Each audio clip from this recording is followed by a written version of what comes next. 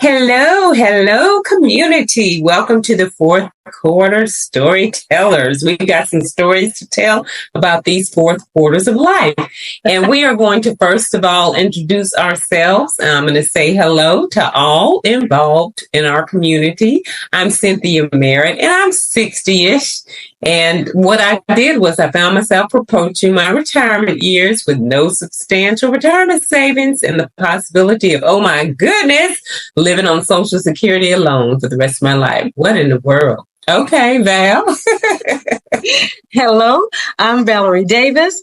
I don't have any retirement saved. I'm only 53, so I still got a ways to go before I can get Social Security. So I'm out here lifing. Lifing is life in me, and I'm trying to get it together just like the rest of us. And we have some pointers that will help each and every one of us get it together. Okay? All right, now that is awesome. Awesome. So on the fourth quarter storytellers, what we talk about, the kinds of things that we'll talk about here are building community. This is one of our main goals, wanting to build community for like-minded individuals. We need that soft place to land. Yes. Especially in these situations. We are sharing information on health and wellness. We're also sharing information on lifestyle options, also on information of financial improvement, which we all are interested in. I know, right? Travel and relocation, and then much more. We're providing a safe place, no judgment zone, and it's a community that all are welcome. And we want to say welcome in, and we're going to get into today's topic. Today's topic is co-living, and co-living is another option for a different type of a lifestyle. So this is something that's near and dear to my heart because this is what I'm planning to do when I relocate to Panama. And I'm excited about that. I want to retire to Panama. And so co-living with 50 plus age women is an effective way to have a quality lifestyle with some very good benefits. And I truly believe in life-work balance. You know, they usually say work-life balance. I believe in life-work balance. So life comes first. The quality of life comes first. And that's very, very important for our lifestyles. So one major advantage that I like, and Val, jump in whenever you're ready, is shared responsibilities with like-minded individuals when you're doing that co-living, because when you have people with the same mindset and you can share responsibilities, you don't have that burden on your shoulders that you're carrying. Yeah. That is every day. Mm-hmm. Yeah. And it's like that shared rent. Yes. Utilities, preparing meals, things that make things easier for you. Yes. Oh my goodness. And my biggest thing is, Cynthia, having someone that's there that you can even speak with, because you got to have that social compatibility. So now you got someone that's there. Mm-hmm. I'm like, that's a good idea. Absolutely. Absolutely. And I'm trying to figure out how I can go ahead and just jump in there right now and have like shared space here at my home. And we're going to talk about some resources on how to do that kind of thing. But, and like Val was just saying, reduced expenses. That's one of the main goals, because so many people, it's just really, really expensive to live in the United States right now. It really is, because rents have gone up, groceries have gone up, utilities have gone up. Every time you turn around, insurance, you know what, y'all, I just talked to my insurance agent yesterday, and she told me in, November of 24, they just had another increase for insurance. Yes. And so everybody's going to be affected when it's time for you to renew your policy. You're going to be affected by that the insurance increase. It's crazy. So reduce expenses, and also a sense of community when you have those other people in the household, or, even if you don't want to be bothered with anyone, today or tomorrow and you kind of want to do your own thing, just zone out, that's fine, because you're in that space and you have that opportunity to have that community if you want to talk to somebody or, to share some things with. And the health and the well-being, and it's good for us mentally. And then housekeepers are more affordable because we're sharing those expenses. So we could have a housekeeper if we wanted to, so we wouldn't have to do all of the cleaning. That's true. And then we're sharing the repairs and the insurance cost. That's just more expenses that we're sharing.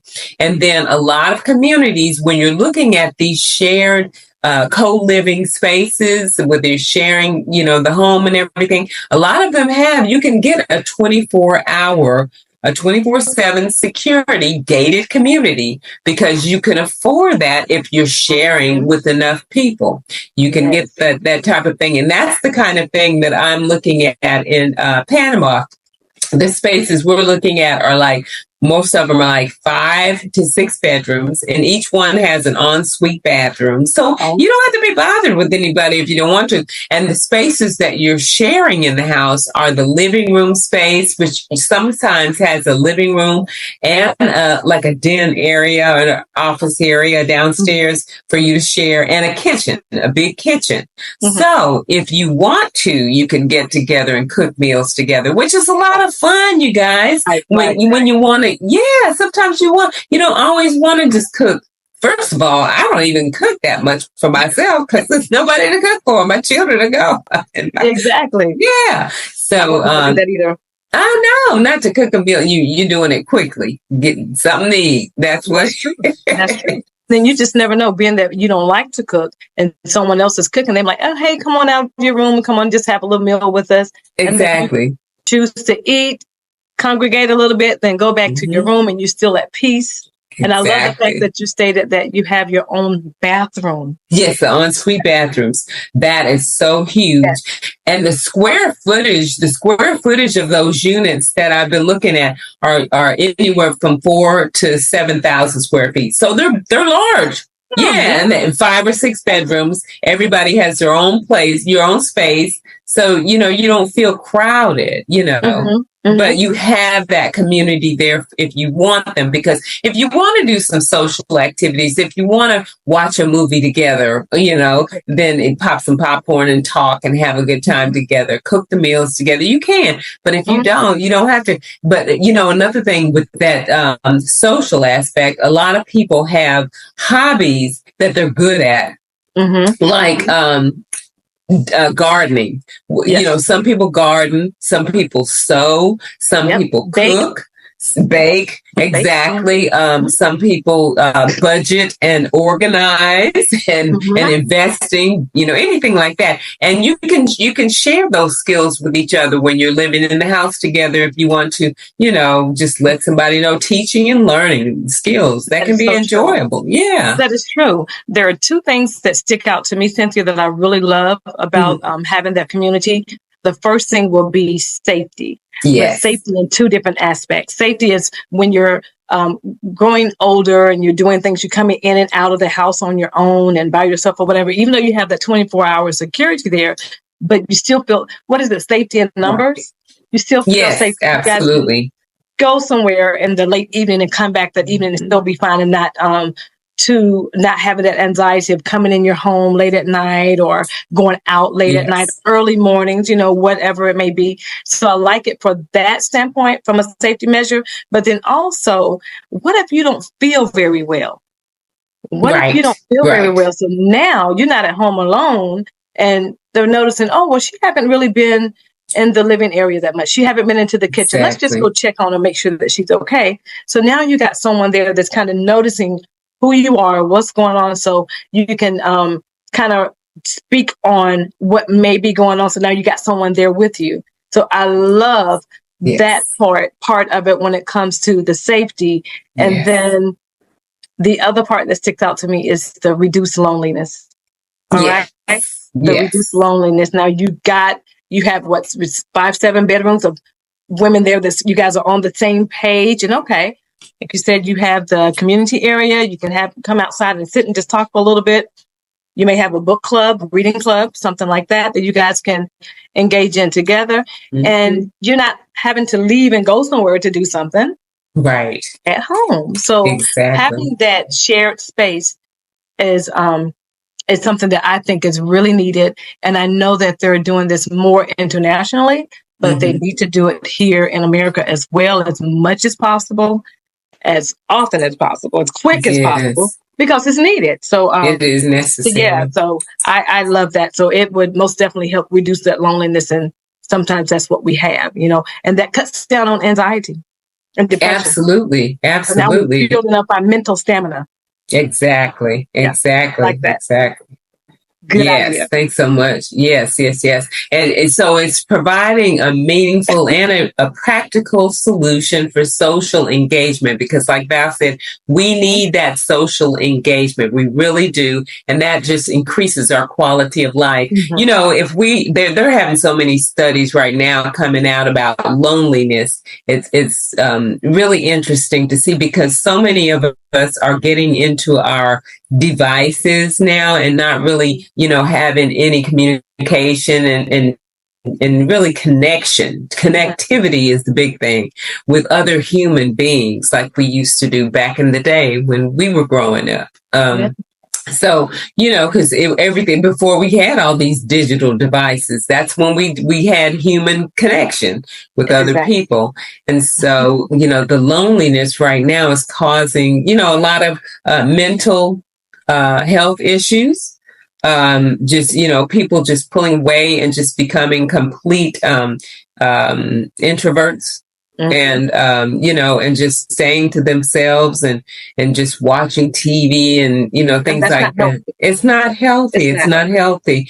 We need that community. We need that. And like Val said, we need the safety. We need the safety in numbers. We need the safety, like she said, in the household if something is wrong medically, and or even if we have surgery, then we come home, we have someone in the household that can check on us and make sure we're getting the after treatment for recovery that we need in the household, because we care about each other. And that's why we need to be like-minded individuals in the household, so that we do truly trust each other and care for each other.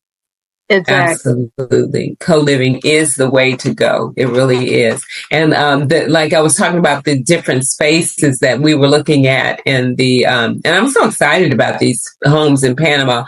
And usually they have a hot tub and a pool. They have those 5 or 6 bedrooms, and you're just sharing everything. You need square footage, so you're not crowded. Anywhere from 4,000 to 6,000 square feet or 7,000 square feet, and then you can afford it because you guys are splitting it. And the cost and the chores in the house, people, you can easily break up chores. You can give everyone in the household a chore. They're responsible for this and that, and everybody, you can change the chores. And that way everybody in the household feels like they are being valued equally. So nobody's being taken advantage of when you have the chores.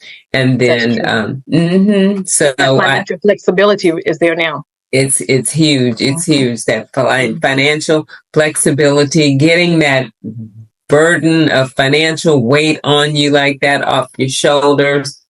It's unbelievable. It helps so much. Yes. Not to mention the way you described, it's like you're on vacation every day. Who wouldn't want to do it? It really is. It really is. It really is. You're on vacation every day. I know. And that's in our fourth quarter in life, really, we've worked all our lives. And that is what we want to really look forward to, being able to enjoy this fourth quarter of life, and not have to just work, and which is something that we've always done here in the United States. So it's work. That's true. And I wanted to talk a little bit about. Oh, go ahead. No, I was just going to make one statement. Were you saying something, Val? Yes. Can you hear me? Yeah, go ahead. Okay. So I was just going to make one statement. When it comes to the chair community, even if you are working part-time, or you're in a situation where you're not working, and or you're only receiving Social Security or things like that. So once again, it's saving money for you, and then that's depleting stress instead of having to think about a whole mortgage on your own, all these bills on your own. So it gives you a different leave on life so that you can enjoy your life even more.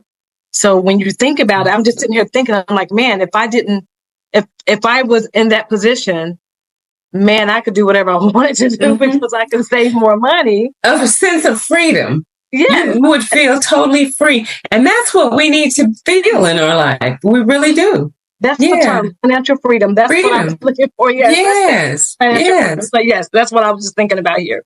So go for it. I'm sorry. Oh, no. I was just going to I was going to say something else about loneliness when you brought that up, because loneliness, it has been shown to lead to physical, psychological, and emotional conditions. And then the impact of loneliness is not just for the mental issues, but the physical health and the longevity of individuals. And then one thing here about mental health issues, if I can get it out.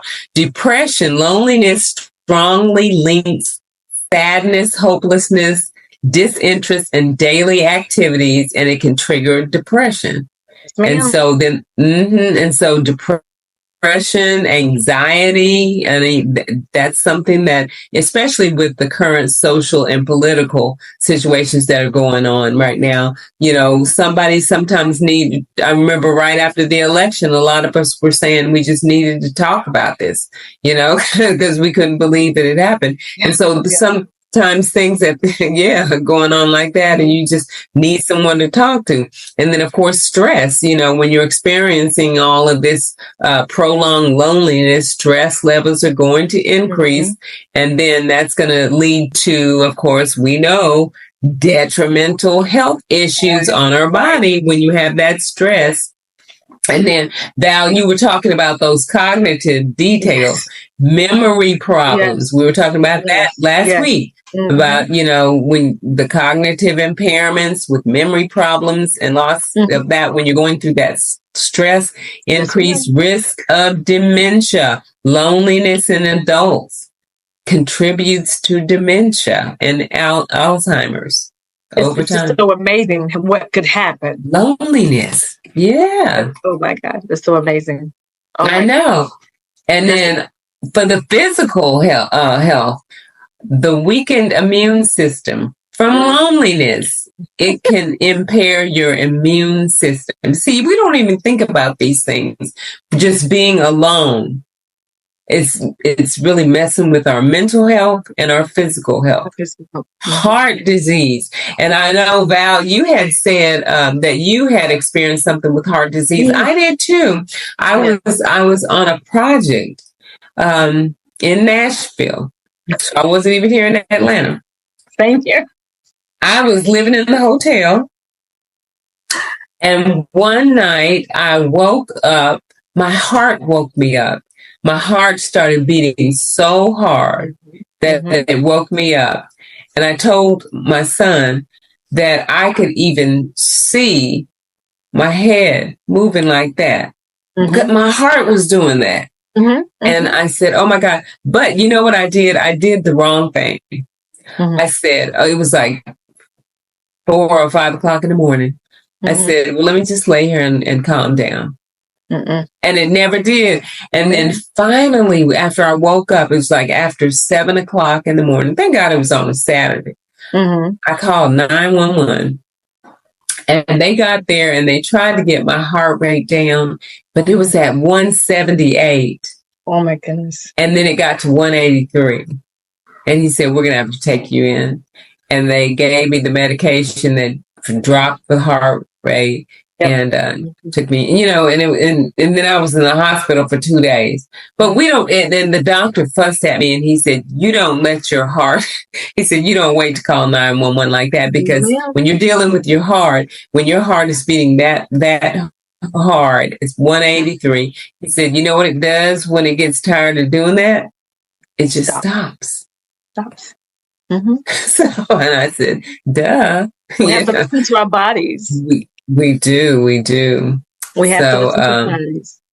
And then, of course, stroke too. Loneliness can contribute to strokes. And, we're hearing about more and more people, younger people having strokes these days. It's ridiculous how many younger people, like people in their 30s, are having strokes. I even heard about a report about someone who's like 28. Yeah, you know what? Hey, there's not an age on stress. It's not.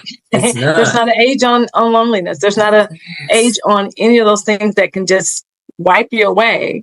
You got to pay attention to your body. You got to pay attention to what's going on, because you can miss it. And, nowadays, unfortunately, people are not leaving this earth at 80 years old and 90 years old.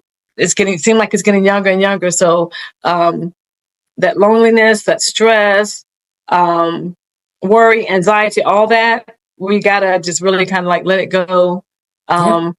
And Cynthia has come up with a great way that we can do this. Co-living. Community. Co-living. Co-living is the way to go. Living, exactly. Building a community.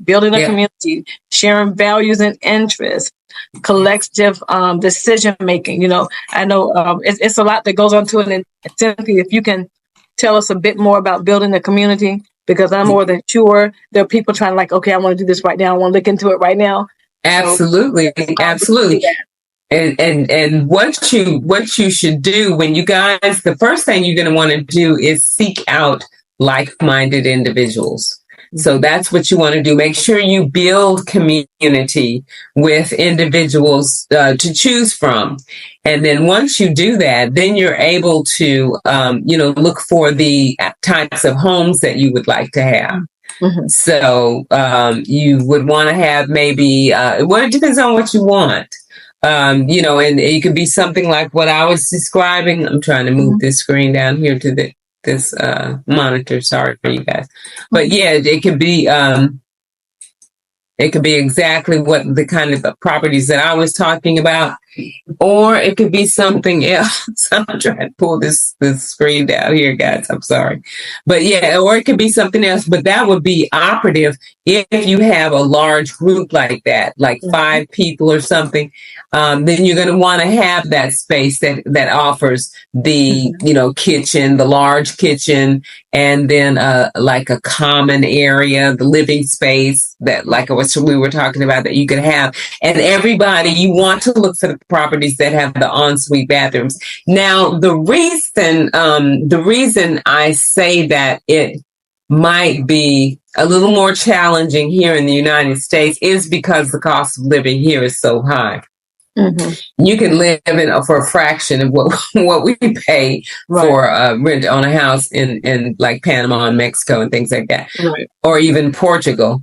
But you here, what you're going to need to do is get more people.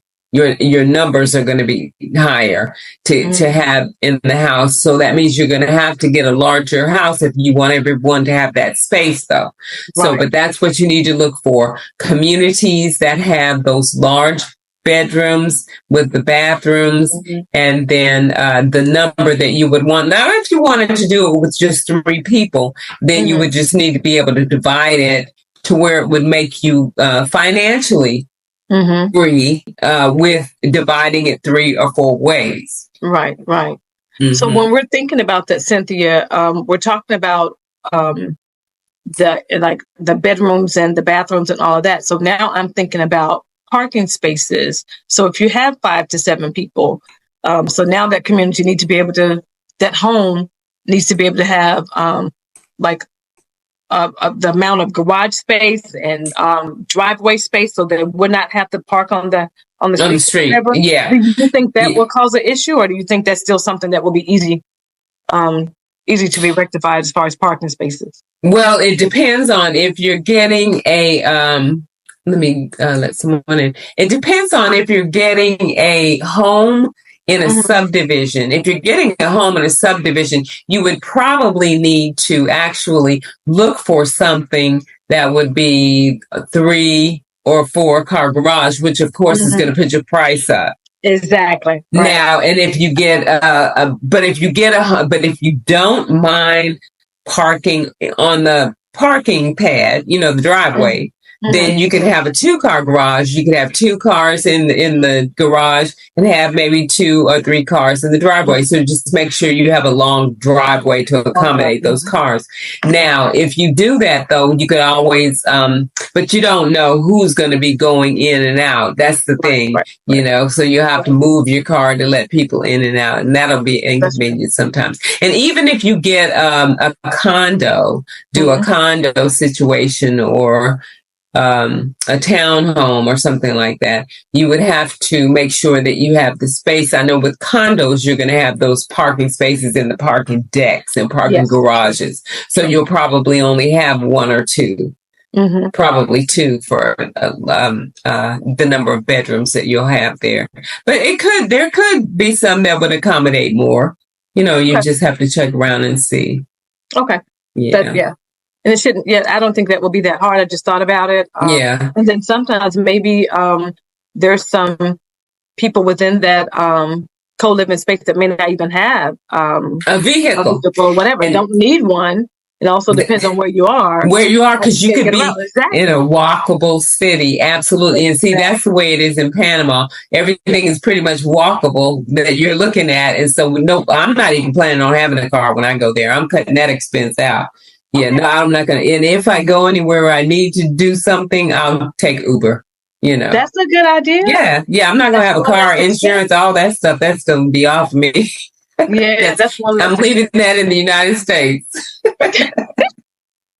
That's one less expense. Exactly. And the thing that you want to look at too is when you're looking at making those decisions is pets. How are we going to have pets? How many people have pets? What type of pets? Things of that nature that you need to speak of that you guys need to discuss as well.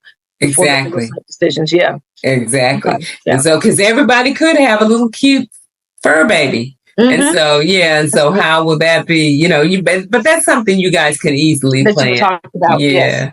Yeah. You have one? No, ma'am. I do not have a fur baby. I have human grandbabies. Okay. Oh, that's right. I don't have a fur baby. I am probably the only person in this lifetime that are afraid of fur babies. Are you afraid? No, my mother-in-law is too. Oh, is she? Okay. Yeah. So you guys have that in common. I love them. Oh my gosh, Val. Everyone does. I mean, I like looking at them. They're so cute when I see them. I think it's something about. First of all, I think they're gonna bite me because they can't understand me, but I know they probably won't. And then the second thing is like fur. I don't even like fur like on clothing to touch it. Oh, really? Okay. Yeah, I've never liked it. So it's something about that. But they look so cute. I know we got someone in the chat saying, I love dogs. I love them too. I just love them over there. I know. Not over there. Okay, I hear you. And I'm still waiting on my grandbabies. Oh, well, you don't rush them. They're coming. I know. Yeah, that's what I said. Everybody keeps telling me they'll come in time. Leave that alone. When it's time. Yeah. If you ever want to borrow mine, I have a 9-year-old, a 5-year-old, and a 2-year-old. So hey, you can borrow them sometime. Oh, congratulations. And then that's something to think about too. Patience is a virtue. Yes. And that's something that you can think about too when you're doing this co-living space.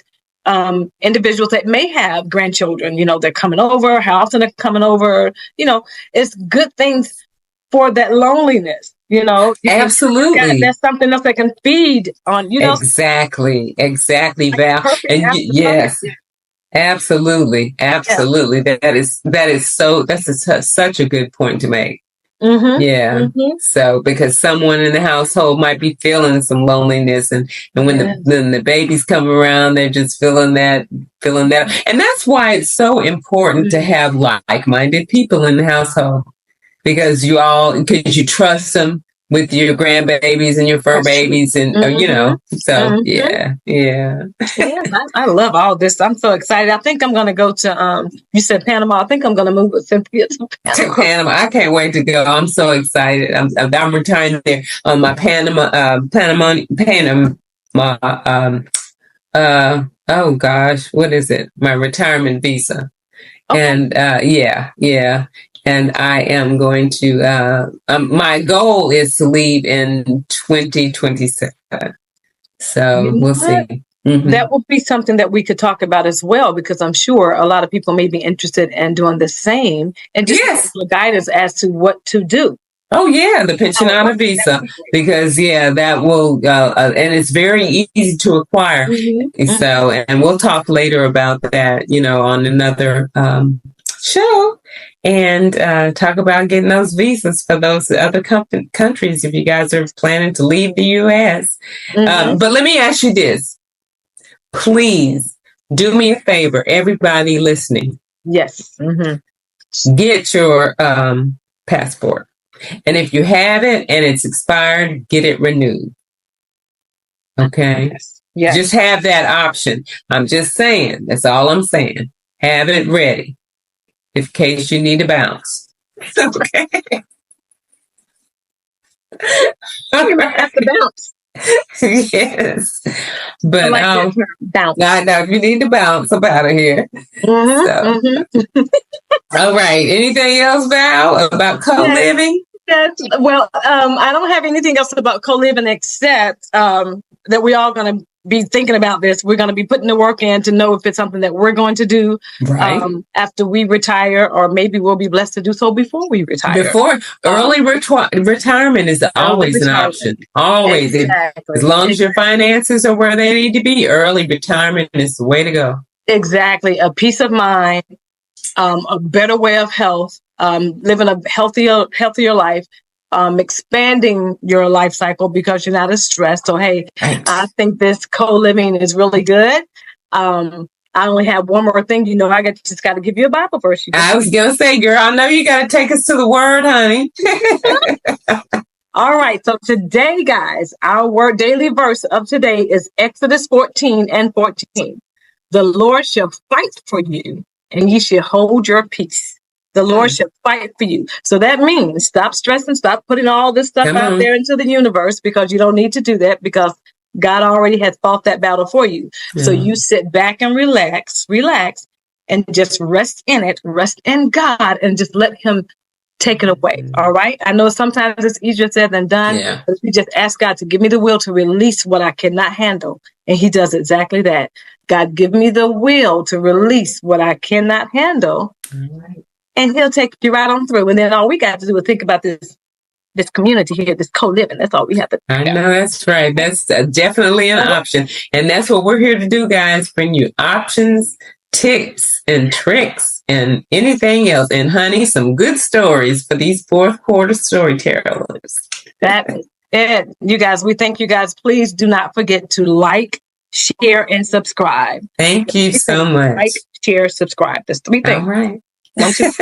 Like, share, subscribe. All right. Let's do it, y'all. Peace. Have a great day. Have a great day. Bye.